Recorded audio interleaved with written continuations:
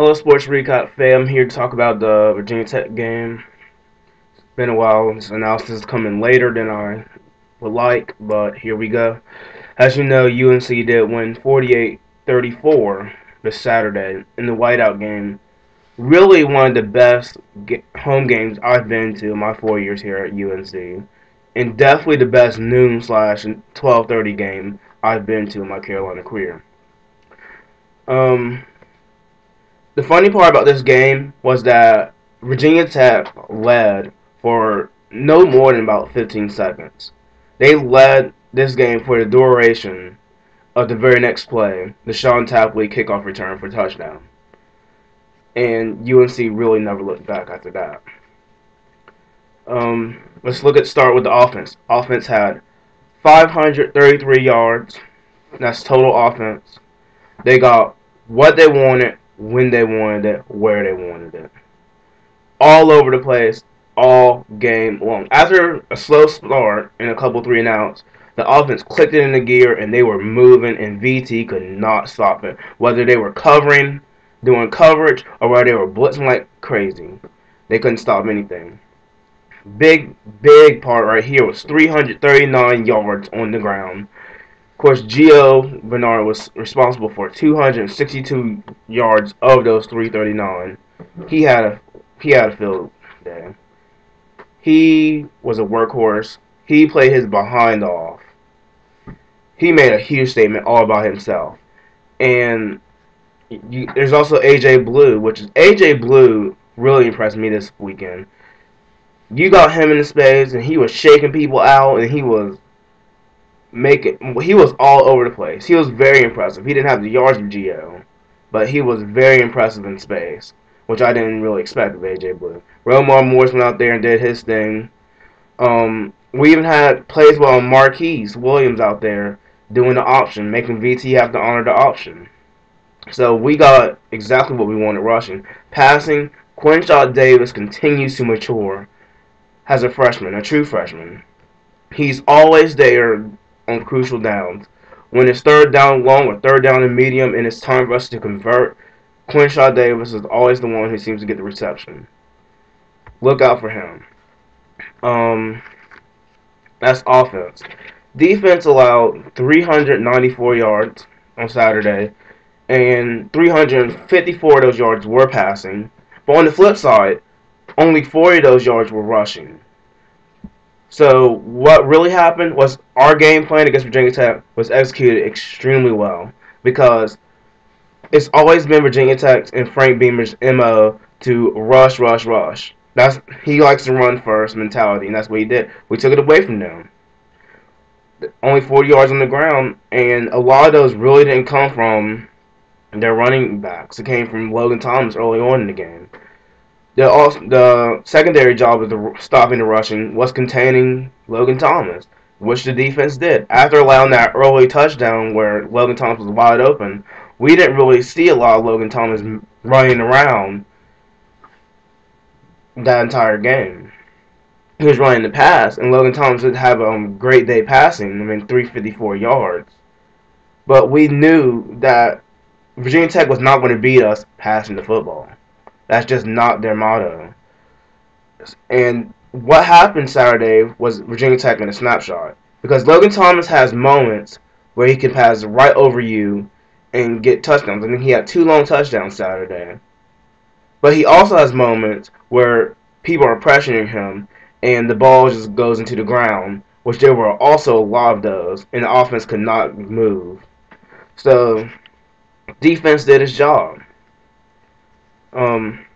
And the special teams, I'll give special teams the credit for not letting the momentum swing towards Virginia Tech after they took the lead. Like, right after they took the lead, we had a TV timeout, and then all of a sudden they kicked to us, and Sean Tapley runs all the way back, gets the crowd back engaged, the team's engaged, everybody is engaged, and the momentum swings right back in UNC's favor, and UNC never trailed after that.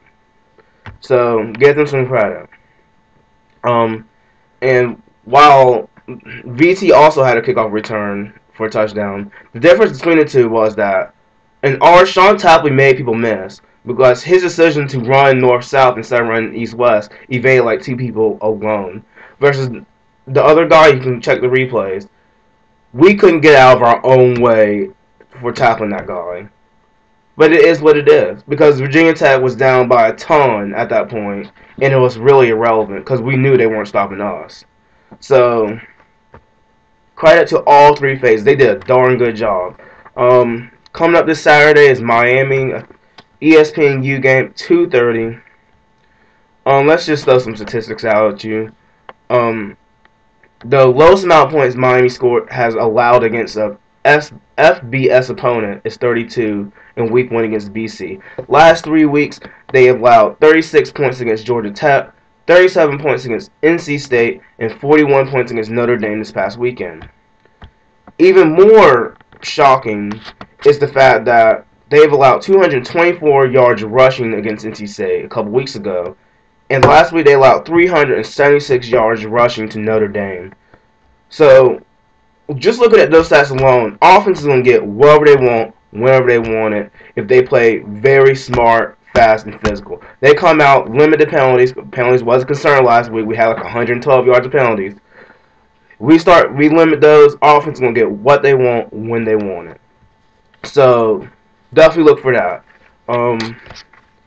Defense, throughout this next game, need to do what they did last game.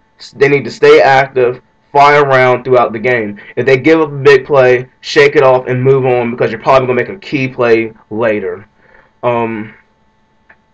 Passing is Miami's forte. Miami hasn't really done anything rushing the past couple weeks, and our defensive backs are going to have to show up if we want to beat Miami. My motto for the defense is that's shaping up. This motto is shaping up to what our defense is going to be this year. Quote, big plays on crucial downs. Big plays on crucial downs. Because our defense came out and really got some crucial turnovers and put our offense in some good positions several times. In the Virginia Tech game, they're going to have to do the same in the Miami game. And that's what the defense's job is to do as it pertains to this team's success. So, that's that. Special teams, I give the edge to UNC. I truly believe that the best special teams unit we see this year was the special teams unit we saw Saturday when we played Virginia Tech, and we fared very well against them. Continue to play smart.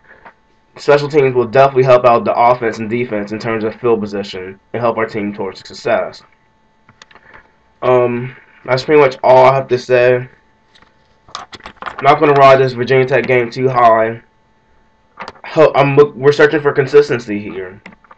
It was nice watching our team actually score a lot of points against a legit opponent. Because everybody's like 66 against Idaho. Who is that? Elon could be Idaho. And now all of a sudden we scored 48 points against a Virginia Tech team. The last time any team scored 48 points against VT was LSU in 07. That was a long time ago. So, buy this. UNC first win at home against Virginia Tech since 1938. And I think Carolina's not done. They're on a mission. And while the ACC says you will not be recognized for the Coastal, our players at the end of the day will want to be that team at the top of the standings of the Coastal Division. I don't blame them. Hey, HCC, how about you just ship the trophy to the second place Coastal team?